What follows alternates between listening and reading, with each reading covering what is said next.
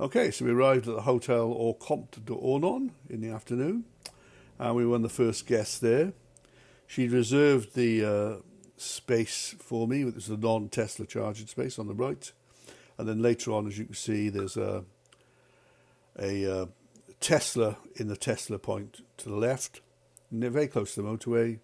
The hotel was packed, and a good restaurant, and though the rooms were noticeably smaller than Spain, the aircon worked and the staff were friendly. So that was great, and the charging was just literally plug in and it worked.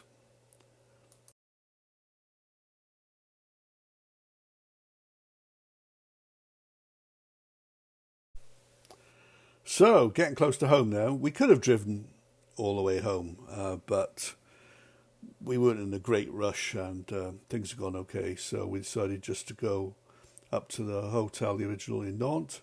We didn't use the tolls because, well, there was no advantage. They're quite expensive, 30 odd euros, or maybe even 40.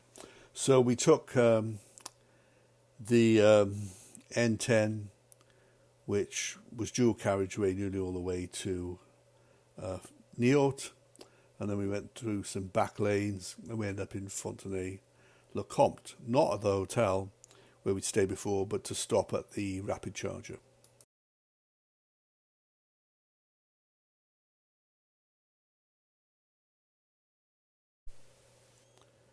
Again, we didn't need to charge here, but we were just doing some research, so we thought we'd check it out. Worked well with the West Charge card. Was quick. But I wasn't quite sure what the hotel I was going to would be like for charging, so I put in about 50%. Went around the town when there was absolutely nothing to do. All the cafes, bars were shut. So we had an orange juice, kept the aircon on, and then when we finished, carried on to Nantes.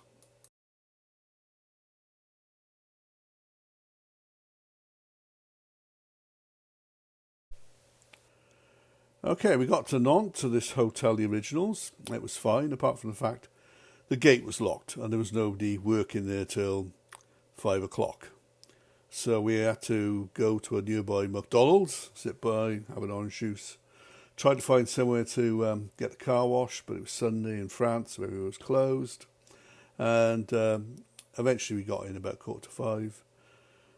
It's a Tesla destination charge point, so with one on the side for non-Tesla owners. So we will plug in, again, just plug and play. There was no restaurant in the hotel, but, well, not the one that was open on Sunday. So we went to a place nearby, Italian, and that was very good. So came out to the hotel with the air conditioning, was just about managing, and went to sleep in a very small room.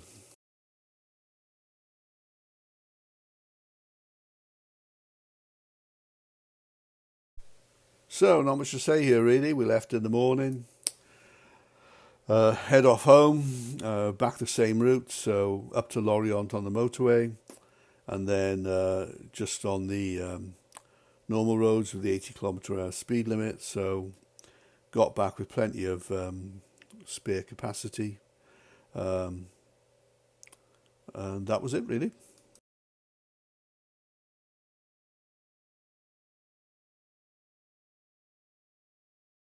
So my summary, well, it was about a 4,000 km journey there and back, so we sort of doubled what we'd had on the mileometer when we left 3 weeks before. We didn't really suffer any range anxiety because, well, certainly in France there's so many chargers available, and we'd done the research, and the car was easily capable of really going from hotel to hotel almost. Surprised me that the hotels are more reliable than the roadside charge points, and they're all free, but unfortunately they're in short supply. I don't know why the hotels haven't caught on to this. To me, it's the next Wi-Fi thing. I'm sure in a couple of years' time they'll all offer it. But because they're staffed, then people look after it to make sure it works. Whereas the ones in the petrol stations the staff don't seem to give a damn about them, and there's a lot that don't work. Partly as well, I think they don't work because there's not many people using them at the moment, so if there's a fault, it doesn't get reported. Okay, apps are crap, cards are better. This is so true. I mean, the apps are actually even worse than useless. The Juice Pass one, when it locks you out, means you can't even go somewhere else and charge.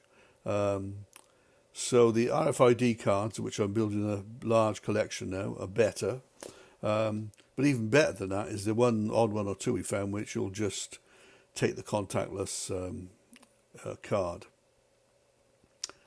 I think this has been quite difficult to do in a car with less than 450 kilometres of range, especially once you left the south of Madrid, where it's a desert. But things like the Nissan Leaf, God, I think it would take you about 6 days. Ditto the I-Pace, the Audi e-tron, Porsche Taycan, and what does that cost? And any of these new Peugeot, Citroëns, Opel, Vauxhall that have just got the 50 kilowatt hour battery. Why on earth they didn't push it up to 60, then it would be a much more practical car. Now, one thing I hadn't realised before I got my electric car is that the E-NIRO will only charge at 7 kilowatt on Type 2, but the Zoe can take 22 kilowatt. And in France, nearly all the publicly installed charging points, so there's one in nearly every village, has got 22 kilowatt AC Type 2 charging. So if you've got a 40 kilowatt Zoe, you can charge it to full in 2 hours, which is great. So the Zoe, I think, apart from that it's too small, could do it. Spain is 4 years behind, definitely. It's totally reliant on the private sector, and when you leave things to the market like this, they just fail. There's no central planning, which there is in places like Scotland and France. They keep saying they're going to be better. Iberdrola said that by this time there would be 3,000 installed points of theirs in Spain, and I think there's 40. Okay. Usually I just take the toll roads and think, well, yeah, okay, it's fine. You're getting there quicker, time's money. But in an electric car, certainly mine, it's not the same equation, because if you go along 130 kilometres an hour, you can't go as far, which means you've got to stop and charge more often. So any time you've gained, you've lost. And finally, adaptive cruise control, which I never had before, lane assist, and auto regen, make driving the E-NIRO a breeze. It is so relaxing that you could certainly do 800 kilometres a day, especially if it's two of you driving. The aircon works very well, the seats are comfortable, Apple CarPlay works well. The only thing I would say is that nobody's yet developed a decent app or sat-nav which will show you the charge points on the way and if they're working. The one supplied with the Kia E-NIRO was, well, just worthless. Anyway, hope you enjoyed this summary, and leave some comments below. Okay, bye. Oh,